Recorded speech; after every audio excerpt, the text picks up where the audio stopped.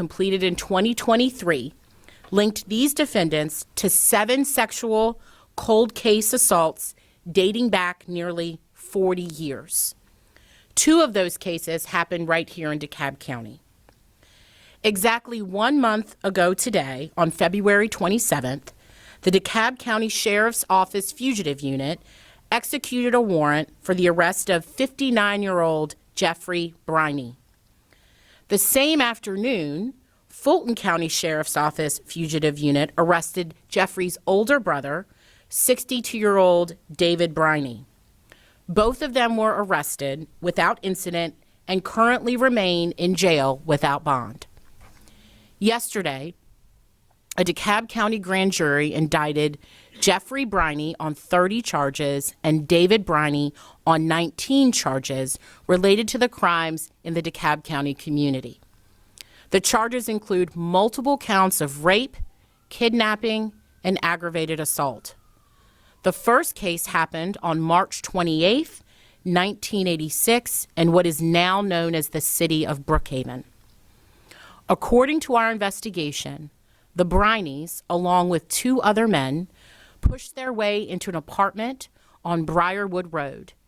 They held 5 college students at gunpoint, raped 2 young women before ransacking the apartment. DNA from the sexual assault kits identified David Briney and Jeffrey Briney as the rape suspects. Months later, on October 27th of 1986, 2 armed men with a gun forced their way into an apartment located on Buford Highway, about a mile from the first crime scene.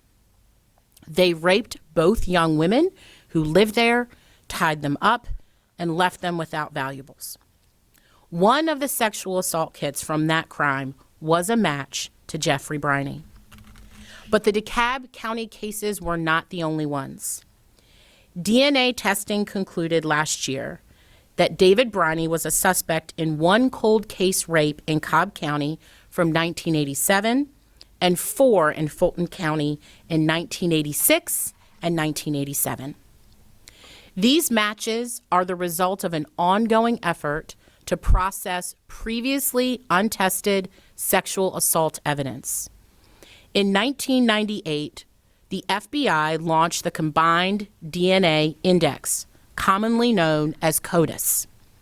Prior to that, investigators could only test DNA evidence if they had a suspect to whom they could compare the samples.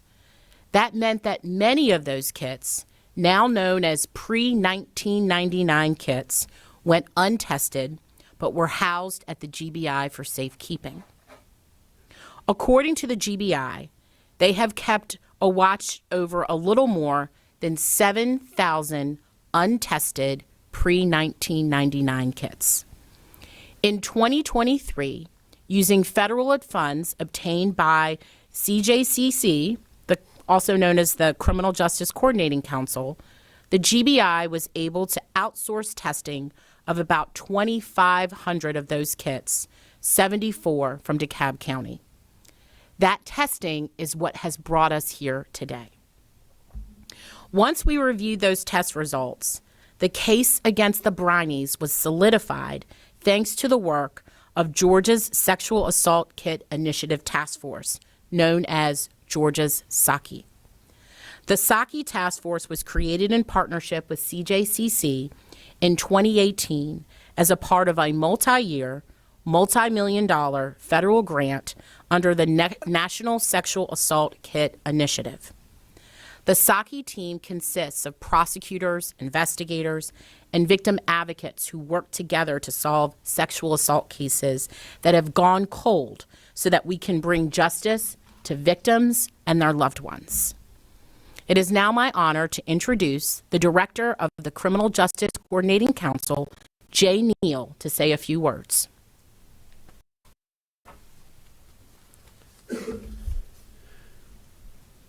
Thank you, District Attorney Boston. We are so grateful to be able to be part of this initiative, and I want to thank you and your team and the SAKI team for the great work that's been done in solving these cases. My remarks talk a little bit about the formation of the task force, and you've already covered that. So let me just depart from my remarks and say this.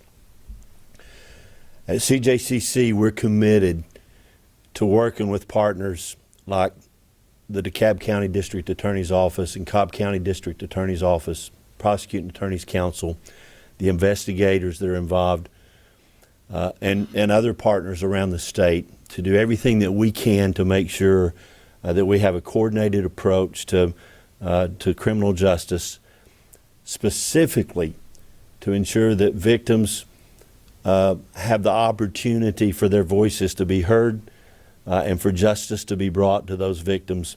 Many times, victims who by now have probably given up on justice for their victimization. The partners that are involved in the investigation, the prosecution, are part of the story. Another part of the story are those victim advocates that are working as well as part of these teams.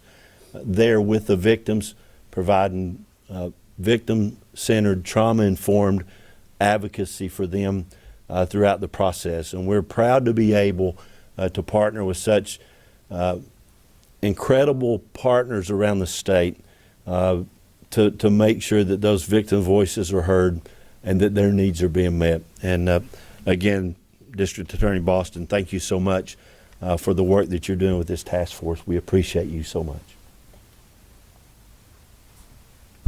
Thank you, Director Neal. And I'd like to also recognize Jay Eisner, Amy Hudstall, and the entire CJCC team for your commitment to this important work.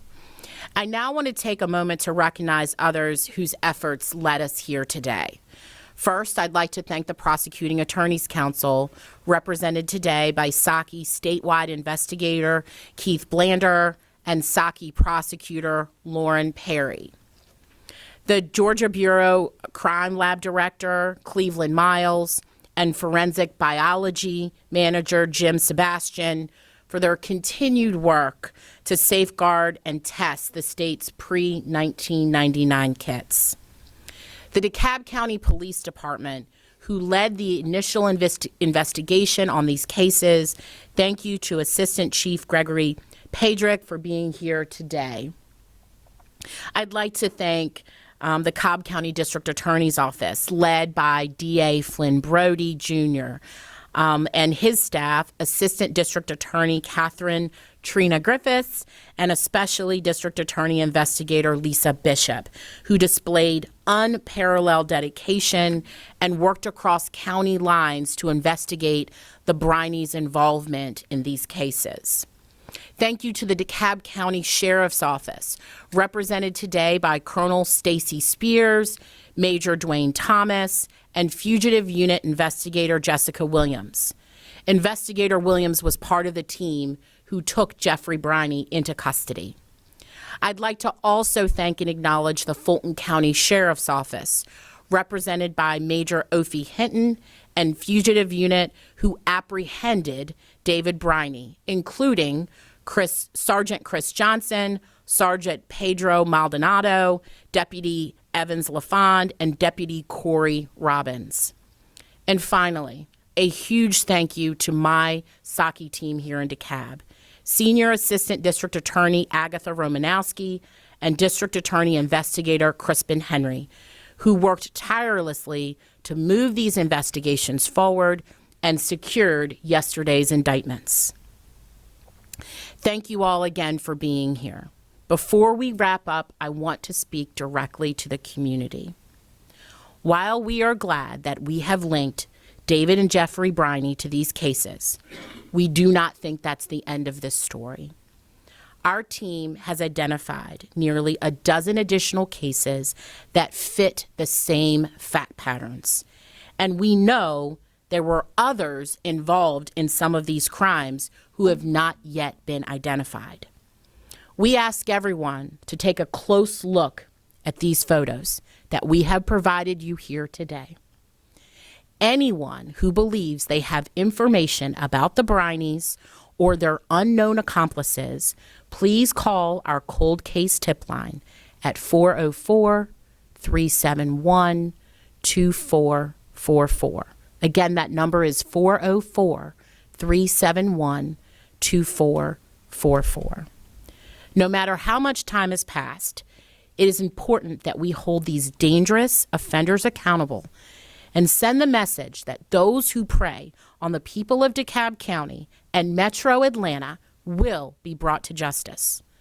The survivors in these cases have spent most of their lives waiting for answers, and while we still have a way to go in the criminal justice process, we hope this brings them some comfort and a measure of closure.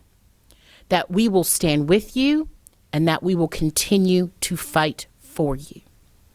At this time, I will open up the floor for a few questions. DA Boston, what message does this send when you crack a case like this? What message does it send not only to the victims but also to those who commit these crimes for you all to make these arrests so many years later? It should send the message that we'll catch up to you. And as we've been so lucky as science has evolved, that just because these cases happened in the 1980s and we're sitting here in 2024, it doesn't matter that this case didn't happen yesterday. My team, all of our teams, all of our law enforcement partners and prosecution offices will fight to get justice for victims. And if you've committed these offenses, we're coming for you. What's next for the kits that haven't been tested? So the GBI has just provided us with updated numbers this week, and I can tell you there were 7,002 pre-1999 kits. 777 of them belong to DeKalb County or were matched to DeKalb County. In 2023, 2,493 kits were tested, and in 2022, 2,493 kits were tested.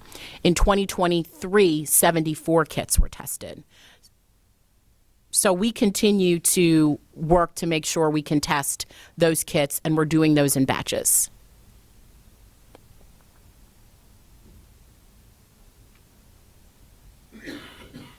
All right. Thank you so much for being here.